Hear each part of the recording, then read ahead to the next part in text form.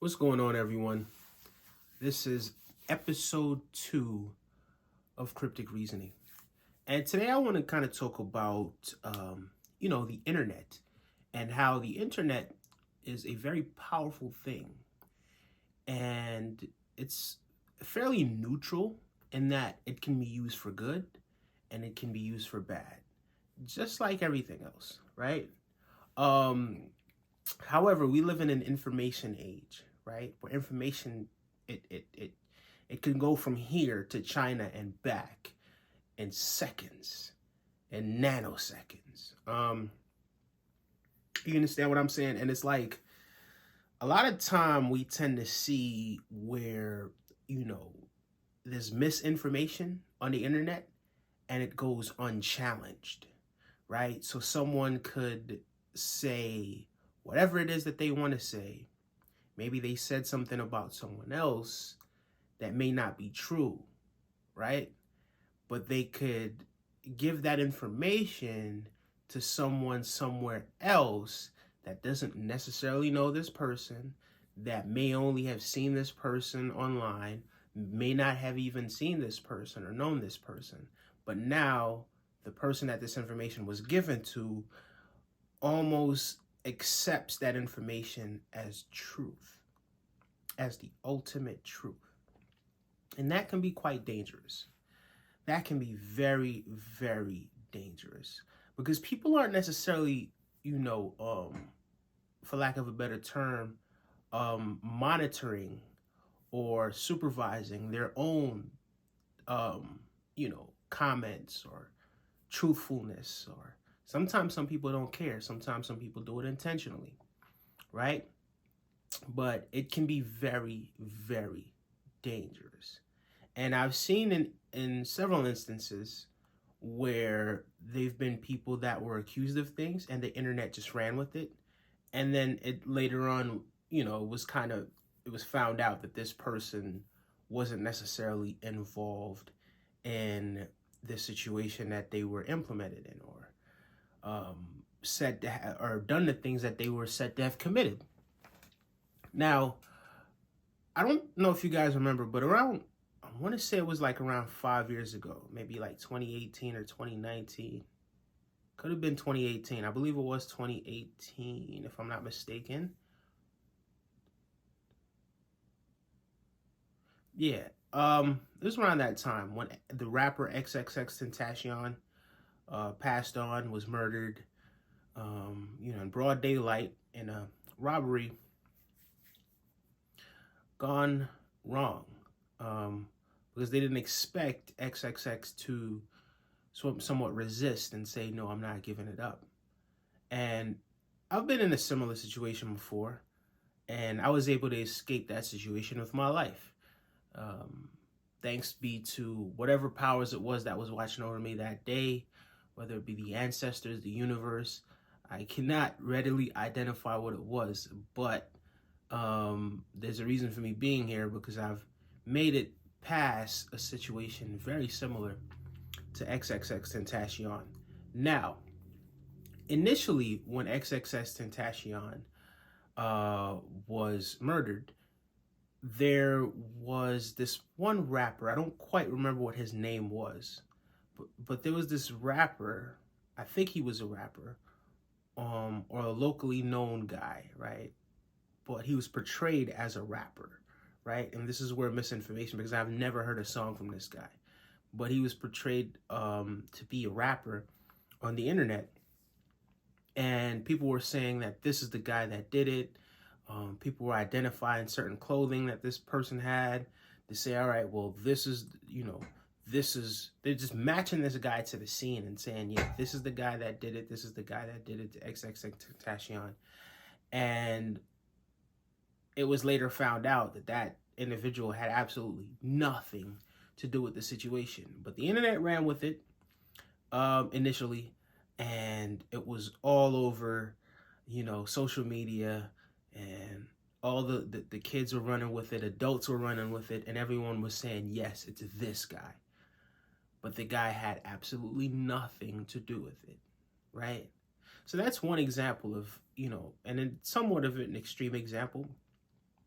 of the internet kind of just taking something and just running with it, but it not actually being true. But if you could think about your personal life and, on a day-to-day basis, and the amount of times people have kind of misled you or told you some misinformation to suit their own interest or maybe just for fun, right? And it's really kind of magnified on the internet because you can reach so much people with this information. And it doesn't necessarily have to be true. It could just be something that's entertaining, something that takes people away from their boring lives. And you could just say whatever it is that you want to say off the top of your head, and people will just take it and run with it. I've seen some of the most boneheaded things because it appeals, whether it appeals to people's ego or it appeals to their sense of pride, it appeals to it speaks to some aspect of themselves, inside themselves, where they're like, yeah, this makes sense. A part of them is like, this makes sense. And it is complete and utter bull. You understand what I'm saying? Now, it's up to you what information it is that you want to absorb. For instance, I could tell you about a situation today where someone was telling me that someone else, because, someone had got fired, right? And it's no point in me giving you a setting because you don't necessarily need to know that details. But someone had got fired and they were telling me that someone else knew about that person getting fired because they were supposed to meet up with that person. And then that person was like, nah, I'm not going to meet up with you. So they took that situation, them not meeting up with the initial person that I was talking about that got fired. And they took that and said because that person didn't meet up with the initial person, that person had something to do with the other person getting, or that person knew that the other person was going to get fired. You understand what I'm saying? Now, this is an assumption. This is purely an assumption. And I kind of was like, I can't necessarily assume that this person knew, for the simple fact that that person was supposed to meet up with them, but they didn't. That's just an assumption. Now, that person could be right, the person that told me this information, but at the end of the day, that's just an assumption. And it would have been easy for me to be like, yeah, that makes sense. You know what? Let's run with that and just run with that narrative. And then that narrative goes from one place to the next place to the next place to the next place. You understand what I'm saying? And then before you know it, it's just a bunch of misinformation and everybody feeling like they know what the truth is based on what it is that they're perceiving to be the truth. That has absolutely nothing to do with what actually happened. Now, forgive me, I am a little tired because it's almost 2 a.m. But this is just something that I felt like I had to kind of just get off my chest. And,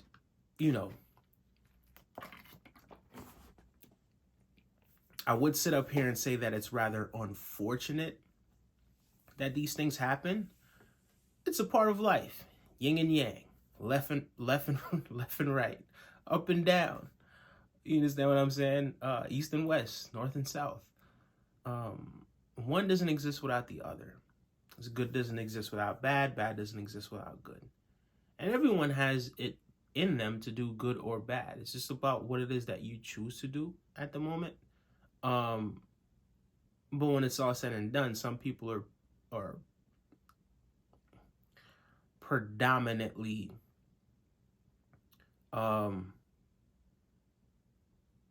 one thing or the other sometimes. You know what I mean?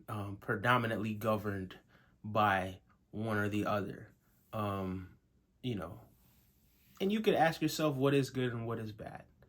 For me, if you're doing a good deed, it's something that's going to make someone feel better. It's something that's going to put that person in a better position than when they initially interacted with you. Something that makes people feel better, something that's good for someone, something that has no malice involved. You understand what I'm saying? It's not something that's destructive to the other person. I mean, there's a host of different definitions, and I'm sure I'm not even touching the tip of the iceberg. So we're not going to get much into that.